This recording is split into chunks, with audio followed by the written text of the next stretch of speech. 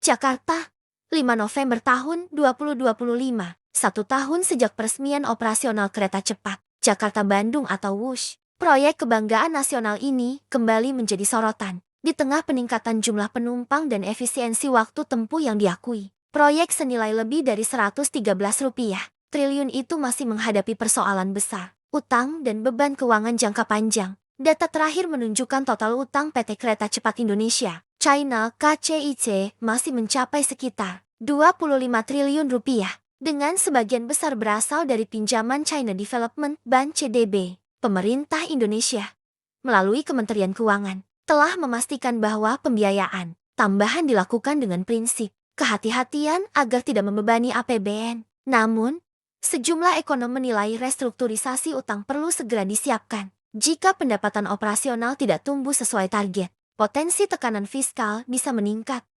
ujar seorang analis transportasi publik. Di sisi lain, manajemen KCIC menyebutkan bahwa tingkat okupansi kereta telah mencapai rata-rata 70-80% per hari, terutama pada akhir pekan dan libur panjang. Peningkatan ini didukung oleh integrasi transportasi lanjutan menuju stasiun Tegaluar dan Halim. Pemerintah juga sedang menyiapkan rencana perluasan rute WUSH hingga Surabaya melalui jalur Jawa bagian utara, yang diproyeksikan menjadi tulang punggung transportasi cepat di Pulau Jawa.